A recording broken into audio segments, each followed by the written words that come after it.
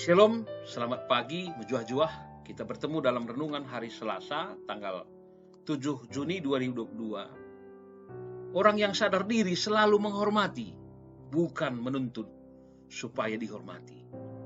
Kita berdoa. Allah Bapa, di dalam nama Tuhan Yesus, kami bersyukur atas kasih dan berkat-Mu sampai saat ini, tetap menyertai kehidupan kami. Bapa, kami menyerahkan segala kehidupan kami pada hari ini, agar kebenaran Allah semakin nyata di tengah hidup kami. Dalam nama Tuhan Yesus kami berdoa. Amin.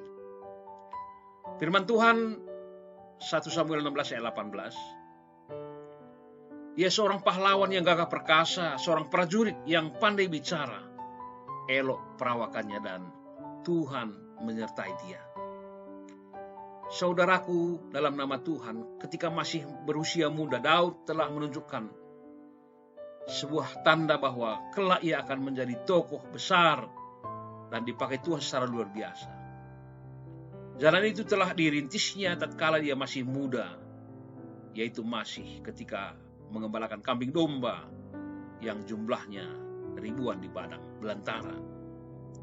Saat itulah Daud memiliki banyak waktu untuk merenungkan banyak hal tentang kehidupan ini dan juga membangun persekutuan dengan Tuhan.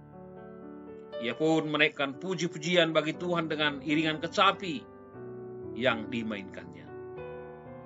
Berita tentang kemahiran Daud dalam memainkan kecapi terdengar di mana-mana, bahkan sampai ke istana Raja Saul. Ketika Raja Saul sedang diganggu oleh roh jahat, maka setiap kali Daud mengambil kecapi dan memainkannya, Saul merasa lega. Dan roh yang jahat itu undur daripadanya. Bukan karena kualitas kecapinya yang membuat roh jahat itu pergi, tapi siapa yang memainkan kecapi itu? Daud adalah orang yang bersahabat karib dengan Tuhan dan memiliki kehidupan yang berkenan di hadapannya. Itulah sebabnya Daud dipenuhi oleh urapan roh Tuhan, sehingga melalui kecapi dapat menghasilkan kuasa, sehingga mampu mengalahkan roh jahat. Saudaraku, dalam nama Tuhan, orang yang dipenuhi Roh Kudus adalah orang yang mempunyai keberanian, cinta kasih, kesungguhan untuk melayani, dan selalu siap memuliakan Allah. Meskipun dia begitu sibuk, dia tetap bisa melayani karena telah dipenuhi Roh Kudus. Oleh sebab itu dia tidak merasa malu. Diejek pun tidak menjadi masalah baginya. Pengalaman pada zaman Jepang, seorang ibu kehilangan suaminya karena tertembak dalam perang. Dan dia menjadi janda sejak umur 33 tahun. Dia berlutut dan berdoa, berjanji seumur hidup tidak akan menikah lagi dan membesarkan 8 orang anaknya. Pada zaman Jepang sangat tidak gampang mencari makan. Dan memang sangat berat baginya.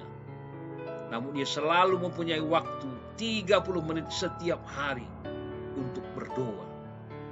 Dan pada hari Sabtu dalam setiap minggunya, ia meninggalkan semua pekerjaannya untuk pergi mengabarkan Injil.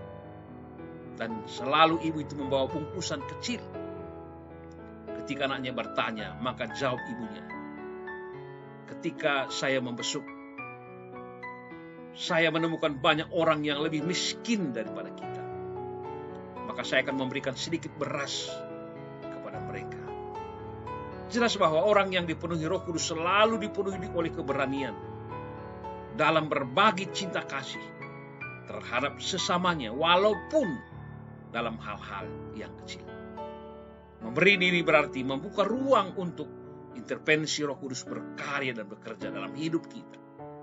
Memberi diri dipimpin Roh Kudus adalah menjadi karakter. Maka posisi rohani inilah yang disebut sebagai anak-anak Allah. Jadilah hidup dalam Roh Kudus, maka kita terus berkarya bagi kemuliaan Allah di tengah-tengah dunia ini. Amin. Nyanyian rohani kita tak terbatas, kuasa-Mu Bapa. Menjuah-juah, salam sehat, Tuhan Yesus memberkati.